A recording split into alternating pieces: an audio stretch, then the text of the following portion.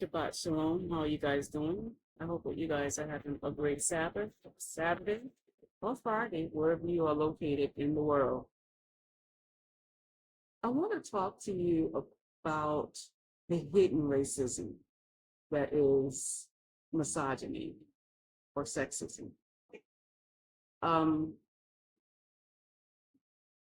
as you know, maybe a decade or so ago, it was very hard to detect who was racist and who wasn't racist because a lot of people were very, very good at hiding their racism. Um, unless you were really discerning and you were really looking for it, you couldn't tell that someone was racist at first glance or by your first encounter with them. Okay. You couldn't tell that someone was racist until you slept with them and created a biracial child with them and mingled with their family. Years later, that's when you detected that, hey, these people are racist. But your first experiences or encounters with them did not disclose any racism. And these are people that you never thought were racist. But as you dealt with them and as you talked with them and had different life experiences with them, whether it was platonic relationships, working relationships, romantic relationships, political relationships, or what have you, then you begin to realize that, hey, these people are racist. Or these people have been racist for a long time, and I'm just discerning and detecting it. So this is, I think, the election in the United States. It helped a lot of people finally confirm what they may have suspected all along. And I think I know it shocked a lot of our people because a lot of our people in America was under the impression that racism wasn't as big of a deal as it really is. And I've been saying it for the past at least 20 years. So just like hidden racism has been really hard to detect, and it only took the right type of circumstances in America to disclose it and to expose it for what it really is. Hidden misogyny and sexism can be just as hard to detect, if not even harder. Okay? And just like hidden racism, hidden misogyny and sexism, I believe, has been around probably even longer than racism, because the sexism is based upon the sexes, which we all began with male and female. Now it's morphed into like 20 different sexual categories or more. I can't keep up with it. I'm not going to get into that in this video because that's not what this video is about. I am no expert on that word. All I know is it all began with male and female, two sexes, not 20. So sexism has been around longer than racism because the sexes have been around longer than the races. Ideologies have. Racism was a concept that was created by a European, German guy, white man, long after creation, long after the first male and female were created or evolved, depending on what you believe, on Earth. So, I will say this much and admit this much. Sexism and misogyny is a result of the fall of man. Okay? In the Garden of Eden, the Father did not have male or female. Well, let me take that back. The sexism and misogyny didn't exist in the Garden of Eden. There was male and female. But the male and the female, Adam and Eve, were supposed to have dominion over all the earth. They were supposed to rule equally. They had equal power, equal authority. Okay. When man fell, then Eve lost some of that dominion and authority that she had with Adam. And the Most High Yah told her, your desire will be unto your husband, and you will have sorrow and childbirth. That's where misogyny began.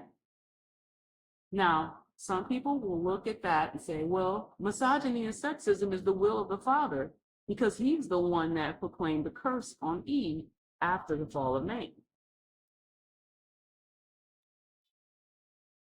It would appear to be that way and seem that way, but I don't believe that the Most High Yah ever meant for sexism and misogyny to oppress the woman, to oppress his daughters. What I have learned is that people who are misogynistic and sexist, who are against women being in authority and in power, have a low-key insecurity in themselves, whether it's a man or a woman, because women could be misogynistic against women as well. A woman could fight against another woman that's in authority and power. Now, all women shouldn't be in authority and power, because a lot of women don't know how to handle dominion and authority and power.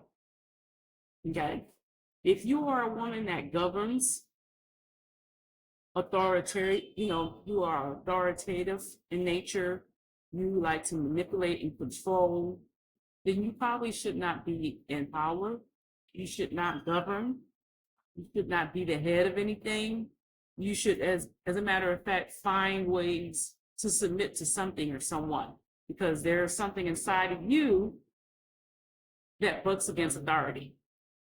Now, all authority shouldn't be submitted to if they use that authority to oppress and to demean and to belittle the people they are supposed to be governing. Okay? Male or female. Stay with me, I'm going somewhere. Okay? Misogyny and sexism is not the will of the Father if you use the fact, and it is a fact, that the woman is the weaker vessel, and that a woman has to submit to the authority of the man in her life. If you use that authority to oppress the woman or to oppress children or others who are under your governance or control, then you are using your power and your authority for bad instead of good. And that is against the will of Almighty Yah. If you are using your authority and power to strip someone of their human rights, then you are not operating in the will of the Father. You are abusing your authority, and the Most High Yah will remove your authority. Now, back to the hidden misogyny and hidden sexism. I find all over the world that there are ways that hidden misogyny and hidden sexism manifests, okay? In America, there is a trend, if you will, for the men, especially African-American men, Black American men, whatever you want to call yourselves these days, have become very effeminate in nature. They have become very sensitive in an attempt to try to get men to be in touch with their feelings. We have stripped our men of their power and their authority and their strength that the Almighty Yah has ordained for a man to operate in, function in. When you strip a man of his power and you call it toxic, and there is toxic masculinity, but some of that toxicity, if you will, is necessary for a man to be a man. If you allow a man to be toxic, Okay. And he uses that toxicity to protect and provide for his family and cover his family, then he is operating in the will of the Father because he is the head. He is supposed to cover. He is supposed to provide. He is supposed to protect. That is his role in the family, in society, in the church, in the community, in politics, in governance. The man is supposed to cover. Now, some men, as do some women, don't know what to do when they get a little power and a little authority. And instead of going to the Father and saying, Father Yah, what is your will for me in this role? You've given me this authority. You've given me this office. You've given me this power. What is your will? How am I supposed to govern these people? How am I supposed to cover my wife and kids? You're a teacher. What am I supposed to teach my students? If you're a coach, how am I supposed to coach? What role do I play in these kids' lives? What do you want me to show them and mentor them? I know it's not just sports. There's another reason. There's another calling. And a man has to go before Almighty Yah. And he has to make sure that he is healed and he is delivered from any hidden secret animosity against the woman. And there are a lot of men, you understand me? There are a lot of men who hate women. Yes, there are a lot of men who put on the veneer. They put on the facade and the mask that they're for women and they're pro girls and they're pro femininity, if you will. And they put on the show that they are for women, but they really have a secret animosity towards women. Therein lies the hidden misogyny and the hidden sexism that's in the heart of a lot of men. And they know if the word gets out that they're misogynistic and sexist, really, that the gig is up. Their ministry is over. The gig is up. They know that they'll lose their jobs to a woman. They know that their wives will leave them. Their daughters will turn their backs on them. And there are men that grow old. You understand what I'm saying to you? They grow old. And they hate women. They got an animosity towards women. There's a demon that is in the recesses of the souls of a lot of men that can't stand women. And it will shock you because at first glance, it wouldn't seem to be so. These are men that had domestic violence ministries. These are women that was pro Kamala Harris.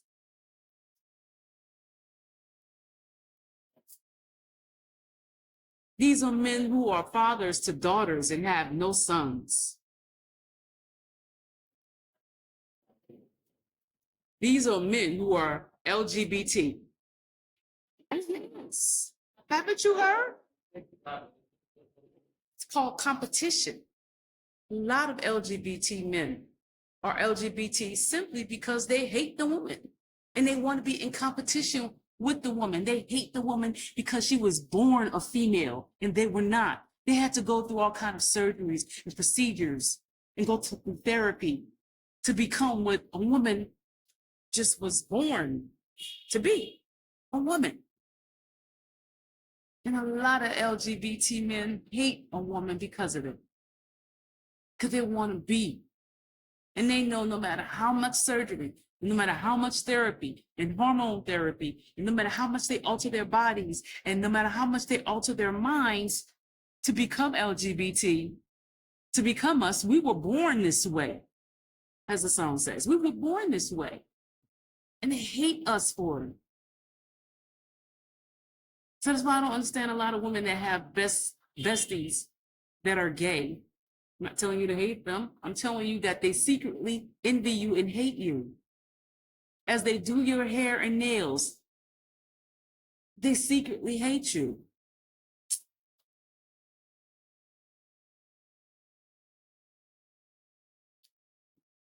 Anyway, the hidden misogyny and sexism. You'd be surprised where it manifests and pops up. And it's all throughout society. Now, especially here on the continent, yeah, it's here too. But I kind of expected it here because of the culture here. Okay.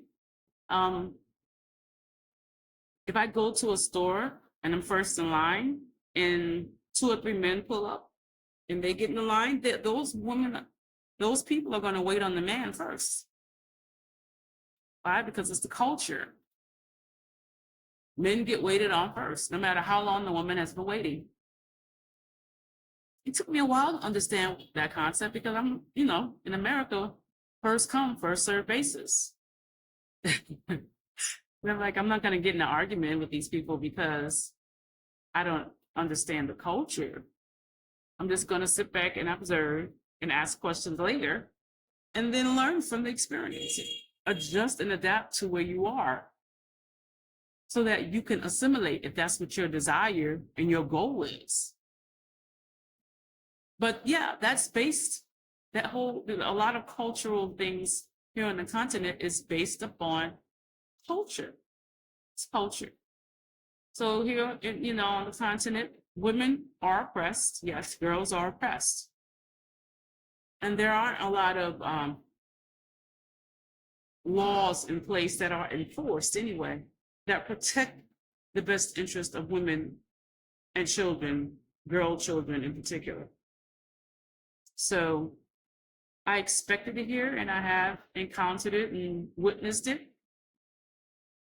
But being on the outside looking in terms of being outside of America, I could see the hidden misogyny and sexism.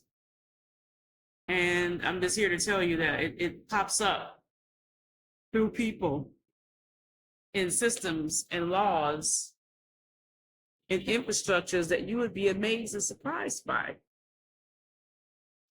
And it's only when you interact with these people, sometimes on a very personal basis, for over a long period of time. It takes even longer to discern hidden misogyny and sexism than it does racism, by the way. The whole thing of I'm just trying to protect you and when men in your life try to control and manipulate you, females, under the guise of trying to protect you, when really all it is hidden misogyny and sexism.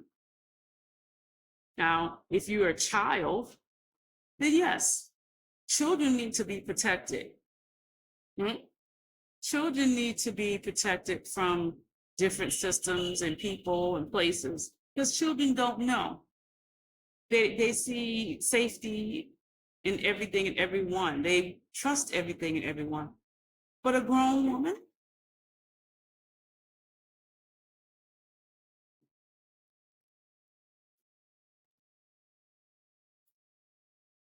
and we have to be careful because if you're a woman that you question your every decision and your every move, or you grew up in a family or a culture that made you not believe in your power of choice and your voice, you will relinquish your power. Ladies, you have power.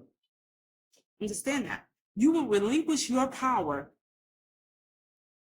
as a woman and the innate discernment that is very, very, very powerful in every woman.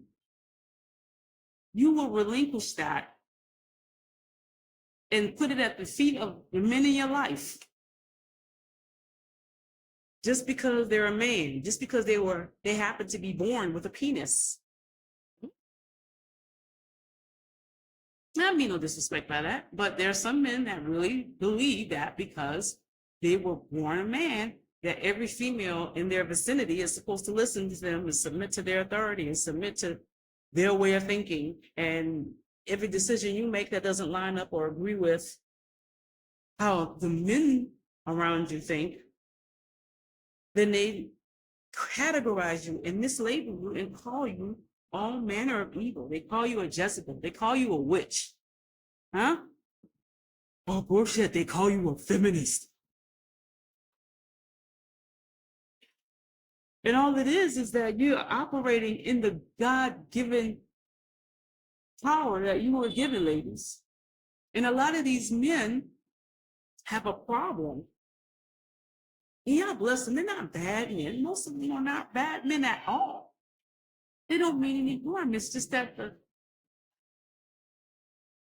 the way that they grew up and the way they were raised taught them that women don't know what they're doing, that women don't know how to make sound decisions, that women can't hear from the Most High Yah, that the Most High Yah can't use a woman, that a woman should not govern over anything or anyone. A woman cannot raise a family. A woman should not be in authority and power, and some women shouldn't. But Yah has empowered and does give authority and dominion to some women. And I do believe that when he does do that, it's because there is no man available and obedient and submitted to the will of the Father. I promise you, every woman that's been in authority or who has been placed in authority, that position, that power, that role that woman is operating in was offered to the man first, offered to some man. But he, for whatever reason, didn't step up to the plate. He did not do what the Most High Yah called him to do. He ran from the call. He was outright rebellious and disobedient. And the Most High Yah said, I'm going to raise up a woman to do what I called you to do, but you refuse to do it. And a lot of men have a problem with that.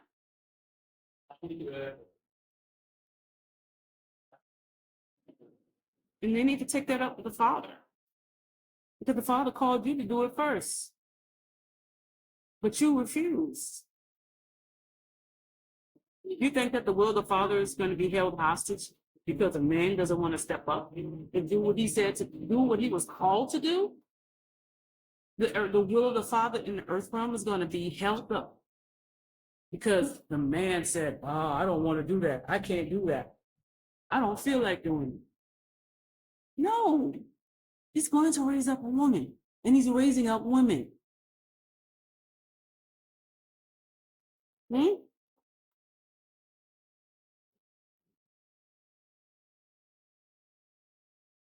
Yes. And a lot of men have a problem with that. And it manifests in their hidden misogyny and sexism that's in a lot of men. The competition that's in a lot of men is against women. They'll never openly admit it or publicly admit it, but it's there, not discerned it. And I promise you, that is something that can grow into a sin, into iniquity, and it can lead to hell fire. Why? Because it's a hatred of women. You can't hate and enter into heaven. You hate women. I don't care what you do in this earth realm to try to cover up the fact that you hate women. The Father sees you. And you will miss out on eternal life just because you hate a woman and you're in secret competition with a woman, whether it is your wife, whether it is your mother, whether it is your sister, whether it is a cousin, whether it is an aunt, a grandmom. You have a problem, and it stems from your competition and hatred of women. And you need to be delivered and healed of that. You need to come to grips and admit that, confess that. Confess your faults one to another. Why? So that you can be healed. Because you can't cover that up. There's people that's in ministry that hate women. You butt heads with every woman in leadership. And you don't even understand and discern that you have a inner hatred and jealousy and envy of the women around you, even your wife, even your mothers, even your sisters. Yes, you do. You don't have to answer me. You take it before the Father and you ask him to heal you of that, because you are hindering yourself. You are hindering your ministry. You are governing badly. Huh? You are sexually harassing and abusing and molesting females. Why? Because of your secret hatred of the woman. Huh? You won't give that position and that promotion to that woman. Why? Because you secretly envy her. Because she is more qualified for the position than you are. You're scared she's going to take the position from you.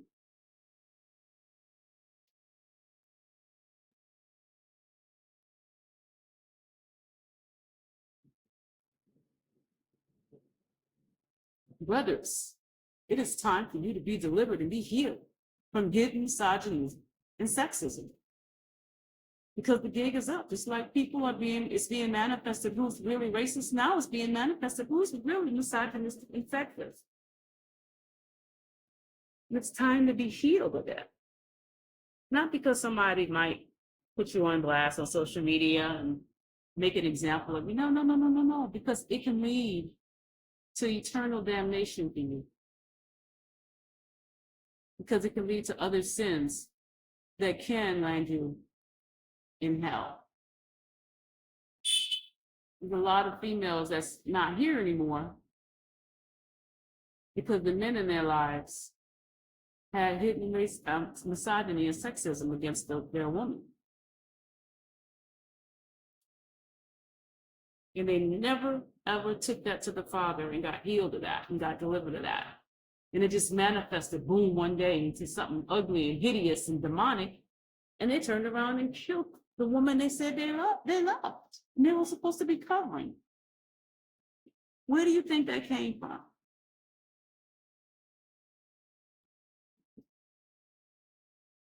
So you better go ahead and get to the altar and get healed of that and get delivered of that. What it costs you your soul.